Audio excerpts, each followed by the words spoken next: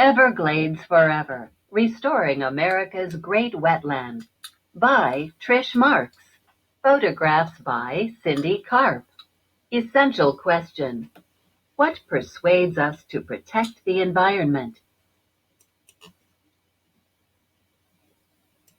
In Homestead, Florida, the students in Ms. Stone's fifth grade class have been learning about the Everglades, a vast natural wetland located on the southern tip of Florida. Since 2000, the Comprehensive Everglades Restoration Plan has helped to preserve this wetland and its natural water system. Now, all of Ms. Stone's students are visiting the Everglades to experience this amazing place and learn what they can do to preserve it. The map on the right shows where Everglades National Park is located in Florida and the areas Ms. Stone's class explored. On the morning of the field trip, the bus traveled west from Avocado School. The students saw the landscape change from houses and shopping centers to a flat, grassy prairie that met the horizon miles away. Soon they arrived at the Royal Palm Visitor Center, part of Everglades National Park, South Florida. Legend: Everglades Agricultural Area, Water Conservation Area, Big Cypress National Preserve, Everglades National Park. Visited by Ms. Stone's class. Ms. Stone had arranged for the class to meet Ranger Jim at the visitor center. From there, the ranger led them to the start of the Anhinga Trail, a boardwalk circling into a slough. It was the dry season, which lasts from December through April, so the water levels were low. But there is a deep part of the slough at the beginning of the trail that never dries up. Around the edge of this part, large water birds called anhingas sun their wings. Anhingas hold out their wings to thermoregulate, or regulate their body temperature, by soaking up the sun's energy to keep their bodies warm. An osprey, a fish-eating hawk, waited in a tree for a flash of fish in the water.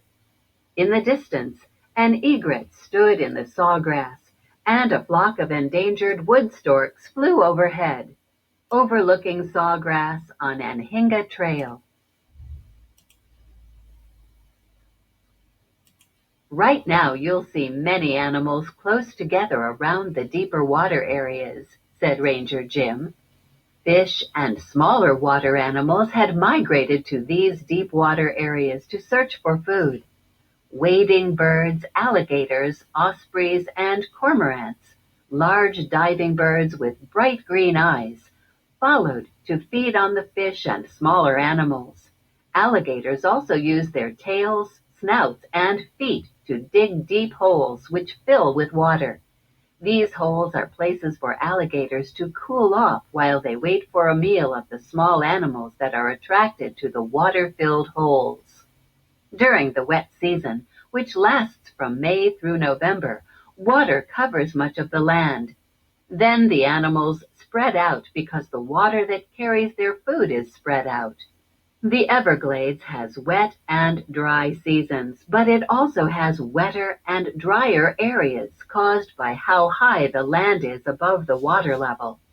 Even a few inches of elevation can make a difference in how wet or dry the soil remains throughout the year.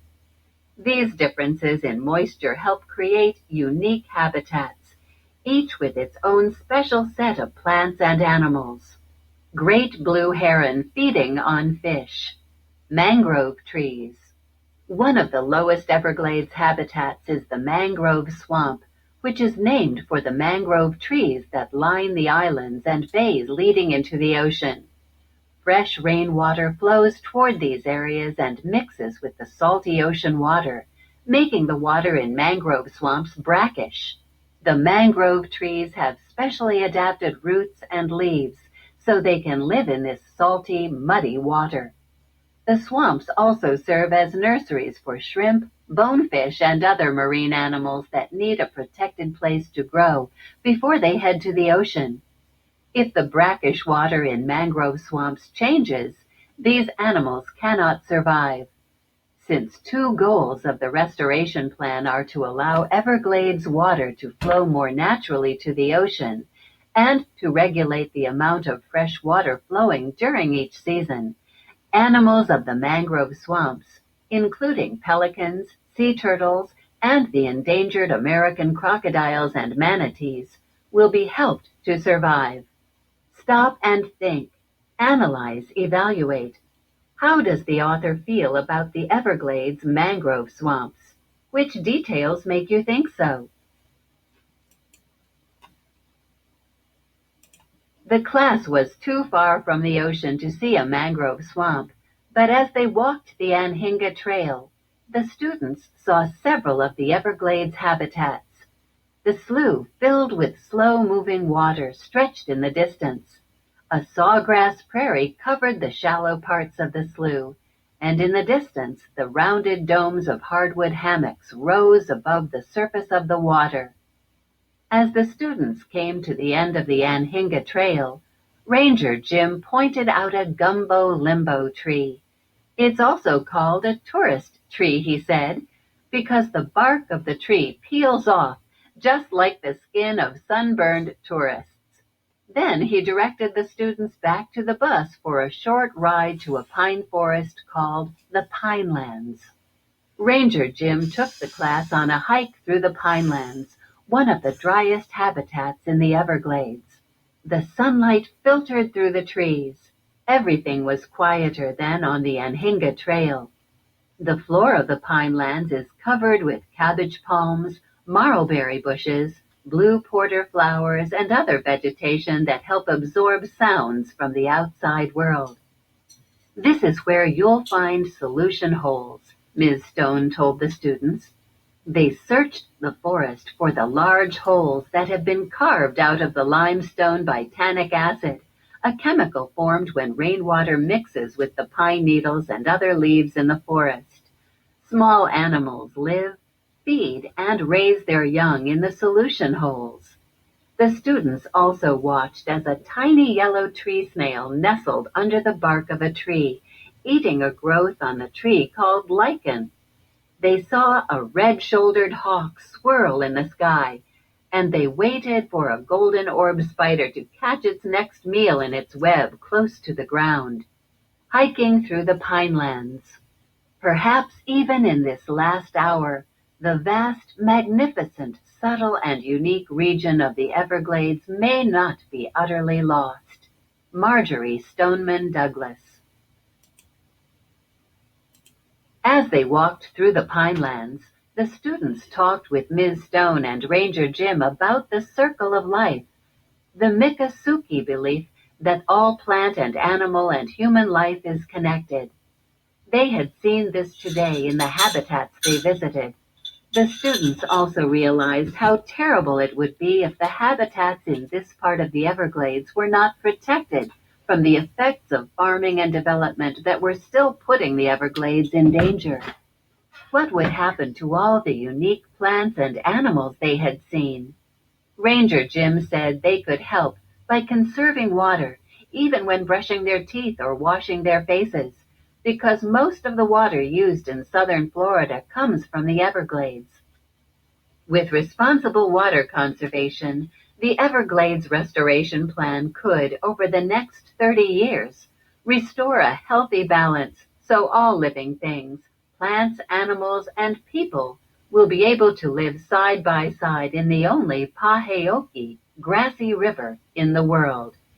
It was the end of a long day for the class, but there was one more part of the Everglades to visit. Ms. Stone and Ranger Jim led the students into an open space hidden at the end of the hiking trail. Stop and think. Persuasion. On this page, what does the author say people should do to help the Everglades? How does this show you how she feels about the Everglades? Flock of white ibis. This is a finger glade, Ms. Stone said. It's a small part of the sawgrass prairie that does not stay wet all year. During the wet season, the finger glade would be filled with water and fish. But now the ground, which is higher than the larger sawgrass prairies, was dry and hard. For a few minutes you can walk as far as you like and enjoy the finger glades, said Ms. Stone. The students fanned out. Some pretended they were birds flying low overhead. Others studied the sawgrass, pretending to be explorers discovering the glade. Still others talked about how the hard ground on which they were walking would turn into a lake deep enough for fish to swim through during the wet season. And some just lay on their backs, looking at the sky and the ring of trees around the glade. When the students came back, they sat in a circle close to Ms. Stone. "Close your eyes," said Ms. Stone, "and listen." "Do you hear cars?" she whispered. "Do you hear sirens? Do you hear people? What do you hear?" "Silence. You are not going to find silence like this any place else in the world," Ms. Stone said quietly. "This glade is protected by a circle of trees and marshes and natural wildlife. It is far from the noise of the outside world. It's full of silence. Any time you are in a sawgrass prairie like this one, stop and listen to the silence. Stop and think. Author's craft. An author's word choice can shape a reader's perception or understanding of a subject. How does the word silence shape your understanding of the Everglades? Based on the information the author gives here, what kinds of conclusions can be drawn about the noise of everyday life?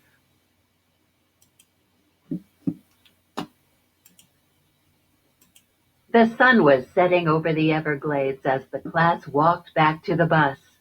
Birds flew low over the sawgrass prairie. It was a peaceful time, a time for everything to settle down for the night.